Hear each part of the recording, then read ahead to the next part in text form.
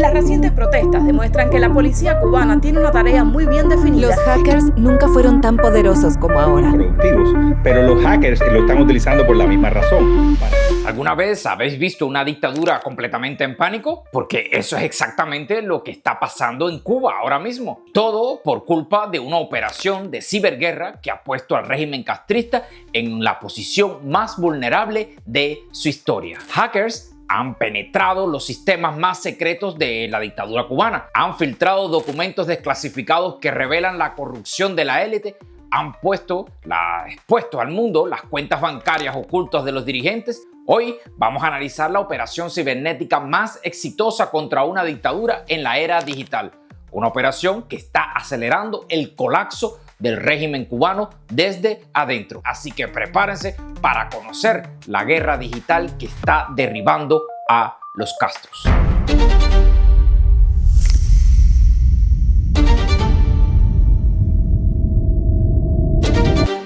Pero antes de continuar, permítanme que os recuerde que en este canal sacamos análisis profundos todas las semanas. Si os interesa entender las nuevas formas de guerra contra la dictadura, pues este es vuestro sitio. Así que suscríbete, dale esa campanita y compártelo con todo el mundo. Ok, para entender la magnitud de lo que está ocurriendo, necesitamos contexto sobre la vulnerabilidad cibernética del régimen cubano.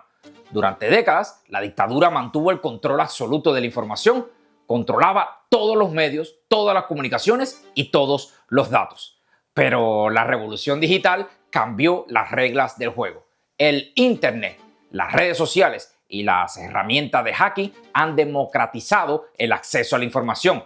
Y las dictaduras que se construyeron para controlar la información analógica son extremadamente vulnerables a los ataques digitales. En Cuba, el Internet llegó tarde y con cadenas. Durante años fue un privilegio exclusivo del Estado. Cuando por fin lo liberaron, lo hicieron con precios imposibles y bajo vigilancia constante. Las zonas Wi-Fi se volvieron refugios de conexión, pero también de control. No era libertad digital, era una migaja más del poder. El régimen cubano es particularmente vulnerable porque su infraestructura tecnológica es obsoleta.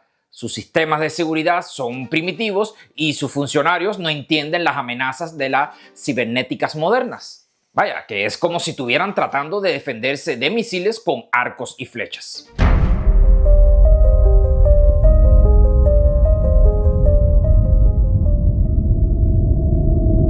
Nuestra historia comienza cuando un grupo que se hace llamar la Resistencia, no son soldados tradicionales, son hackers cubanos, tanto dentro como fuera de la isla, han decidido usar sus habilidades tecnológicas para luchar en contra de la dictadura.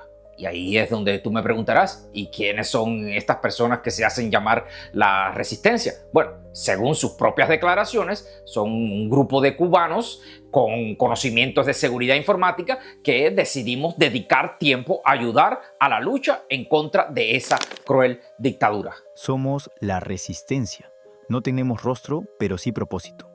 Nacimos del silencio y del apagón informativo. Hackeamos porque queremos una Cuba libre, sin censura ni miedo. Cada sistema que tumbamos, cada página que exponemos, es una grieta más en el muro de la dictadura. No luchamos por fama, luchamos por la verdad. Lo brillante de este grupo es que operan desde el anonimato total.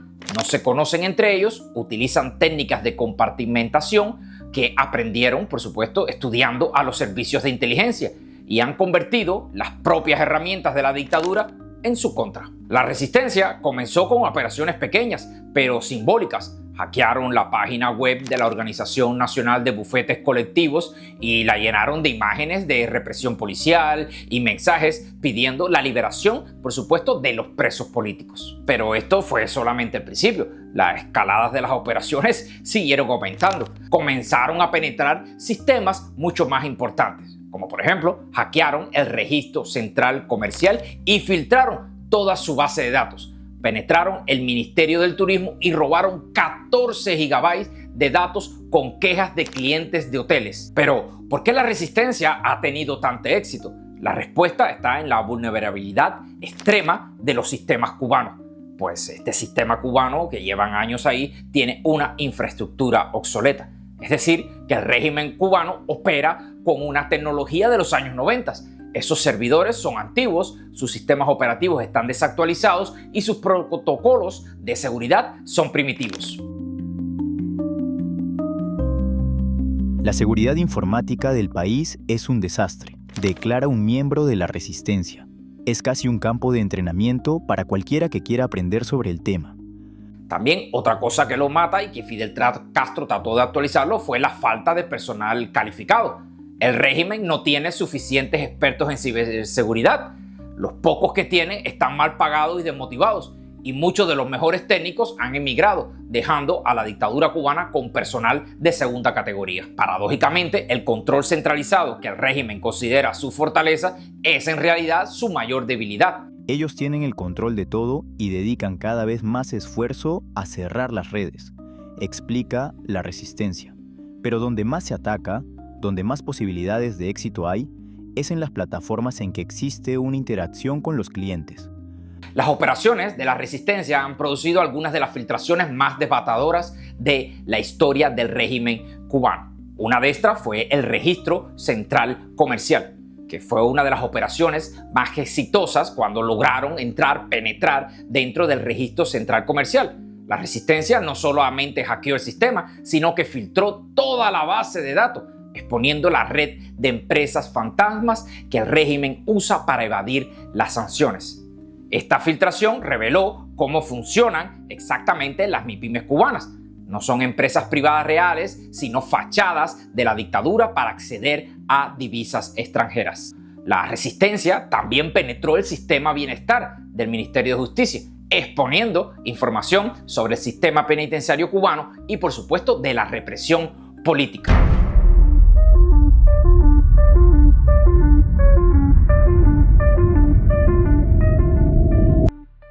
Pero la Resistencia no es el único actor en esta guerra cibernética. Hay evidencias de que otros grupos y gobiernos están participando en operaciones en contra del régimen cubano. Según investigaciones recientes, el gobierno español operó durante años en un grupo de hackers que espió sistemáticamente a Cuba desde el 2007 hasta el 2014. La investigación comenzó, precisamente, con un miembro del gobierno cubano que resultó infectado y al que denominan Paciente Cero, que permitió descubrir que los hackers de Careto atacaron la red y sistemas gubernamentales específicos en Cuba, según otro ex empleado de Kaspersky. Esto demostraba el interés de los atacantes, afirmaron. Este grupo, dirigido por el gobierno español, penetró en instituciones gubernamentales cubanas y recopiló información de inteligencia durante años. Cuando fueron descubiertos en el 2014, destruyeron sistemáticamente toda su infraestructura. Además de todo eso, también está la inteligencia rusa en Cuba. Paradójicamente, mientras algunos gobiernos atacan cibernéticamente a Cuba, otros los ayudan. Rusia mantiene una red extensa de espionaje en Cuba, con decenas de agentes del GRU y también, por supuesto, del SVR, operando desde la Embajada de La Habana. Estos agentes rusos no solamente espían a Estados Unidos desde Cuba, sino que también ayudan al régimen cubano a defenderse de estos ciberataques. De acuerdo con un amplio reporte de The Insider, en la capital de la isla están empleados del GRU y graduados de universidades rusas relacionadas con la ciencia de cohetes, tecnología informática y matemáticas, que habrían sido transferidos en secreto a Cuba. Estados Unidos también está involucrado en esta guerra cibernética, aunque de manera más sutil. El gobierno estadounidense ha advertido sobre los peligros de conectar cables fibra óptica en Cuba, citando específicamente la amenaza de ciberespionaje. Realmente es una noticia muy agradable escucharla porque ratifica lo que muchísimas veces hemos planteado en programas tuyos, ¿no? Cuba y el régimen cubano, mientras exista, es y seguirá siendo una amenaza a la seguridad nacional de los Estados Unidos. Y no reconocer eso, como ha pasado en oportunidades en el pasado, realmente es algo peligroso para este país. Lo que estamos viendo es una guerra cibernética multidimensional desde Cuba, pero donde Cuba es tanto objetivo como base de operación. Es atacada por algunos países y utilizada por otros para atacar terceros países.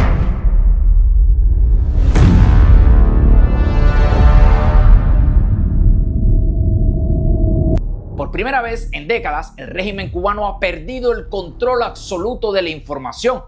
Las filtraciones proporcionadas, datos reales que contradicen todo lo que dice la propaganda oficial en la televisión cubana, como en las redes sociales, como en los medios de prensa. La red de empresas fantasmas, los negocios ocultos de la élite, la verdadera situación económica dentro de la isla de Cuba, que ha llevado a una desmoralización del aparato de la dictadura. Los funcionarios del régimen están desmoralizados. Saben que sus comunicaciones pueden ser interceptadas, que sus documentos pueden ser filtrados, que sus secretos pueden ser expuestos. Y por supuesto tienen la pérdida total de la confianza internacional. Las filtraciones han dañado la credibilidad internacional de la dictadura cubana. Los gobiernos extranjeros ahora tienen acceso a información real sobre la situación cubana. Pero quizás lo más importante es que estas operaciones están, vuelvo y repito, acelerando el colapso de la dictadura cubana desde adentro. Cada filtración erosiona un poco más la legitimidad del sistema.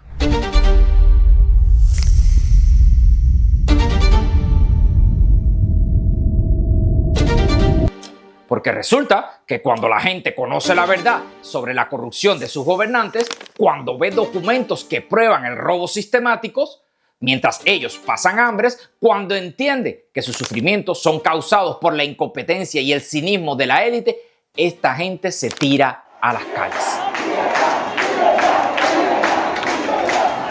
El ejemplo más claro de esta conexión entre información y protesta fueron las manifestaciones del 11 de julio del 2021. Vieron que no estaban solos en su sufrimiento. Vieron que miles de personas compartían su indignación y vieron que era posible protestar. ¡Libertad! ¡Abajo la dictadura! ¡No tenemos miedo!, gritaban en las calles de más de 60 ciudades cubanas. No fue casualidad que estas protestas ocurrieran en plena era de las redes sociales, cuando los cubanos tenían acceso sin precedente a la información real sobre su situación. Esta conexión entre información y protesta se ha vuelto aún más evidente en el 2025, cuando las protestas masivas por los apagones que han sacudido a Cuba. En enero del 2025, cuando Cuba sufrió un colapso del sistema eléctrico que dejó a toda la isla sin electricidad durante más de 24 horas, la respuesta popular fue inmediata y masiva.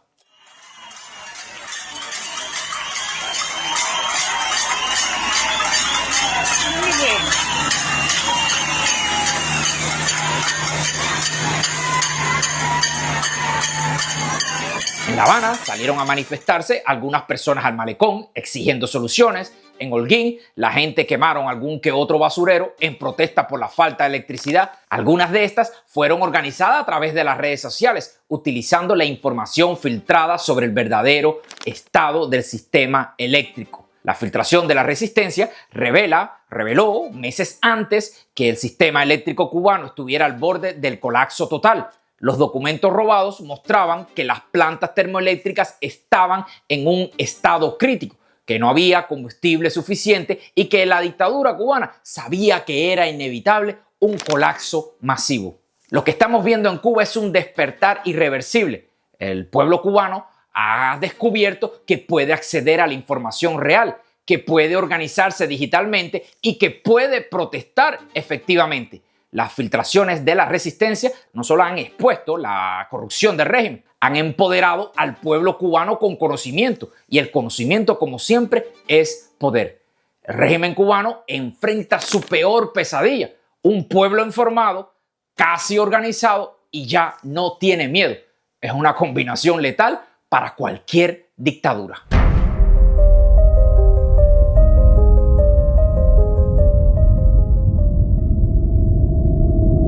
Pero ¿hacia dónde se dirige esta guerra cibernética? Las tendencias son claras y, por supuesto, favorables para los atacantes. Por ejemplo, existe la democratización de todas estas herramientas. Cada vez más personas tienen acceso a tecnologías. Además, que existen canales como este que le filtran la información y nosotros la exponemos al público. Lo que lleva a un inevitable colapso digital. El régimen cubano enfrenta una paradoja imposible. Necesita modernizarse tecnológicamente para sobrevivir económicamente, pero cada paso hacia la modernización la hace más vulnerable a los ataques cibernéticos. Lo que estamos presenciando en Cuba es histórico. Por primera vez, una dictadura está siendo sistemáticamente desmantelada desde el ciberespacio y esto es solo el comienzo. La resistencia ha demostrado que el régimen cubano no es invencible, que sus secretos pueden ser expuestos, que su corrupción puede ser revelada, que su control puede ser quebrado. Cada documento filtrado, cada sistema penetrado, cada secreto revelado erosiona un poco más la legitimidad de la dictadura cubana. Y cuando una dictadura pierde legitimidad, lo pierde todo. La dictadura cubana está en sus últimos días, no porque haya una invasión externa o una revolución armada, sino porque la verdad está saliendo a la luz y ninguna dictadura puede sobrevivir a la verdad. Y para los dictadores del mundo, esto es una advertencia. Sus días están contados. La era de la información no perdona a quienes mienten y la verdad siempre encuentra un camino. Y ahora viene la gran pregunta. ¿Qué opina usted? ¿Creen que la guerra cibernética puede realmente derrocar dictaduras? ¿Este es el futuro de la lucha por la libertad? Si este análisis le ha parecido revelador, no olviden por supuesto dejarme un like y suscribirte a nuestro canal de YouTube El Mundo de Darwin. Recuerden que aquí en El Mundo de Darwin analizamos las nuevas formas de lucha en contra de todas las dictaduras. Pero te voy a pedir un breve favor, comparte este video en todas las redes sociales. Es importante que más personas entiendan cómo la tecnología está cambiando la lucha por la libertad. Y si tienes unas habilidades técnicas y quieres contribuir a la causa de la libertad, ya saben que hay formas de hacerlo. La resistencia siempre va a necesitar voluntarios. La resistencia está creciendo. Quisiéramos que fueran más, declaran, porque sabemos que existen muchísimos administradores y programadores dentro de Cuba que pudieran ayudarnos. Mi nombre es Darwin Santana y este es su canal de YouTube El Mundo de Darwin, así que nos vemos en un próximo análisis donde seguiremos documentando la caída de esta dictadura que lo que le queda es nada. Así que recuerda esto siempre, la verdad siempre encuentra un camino. En el siglo XXI ese camino pasa por el ciberespacio. Así que nos vemos en un próximo video. Chao.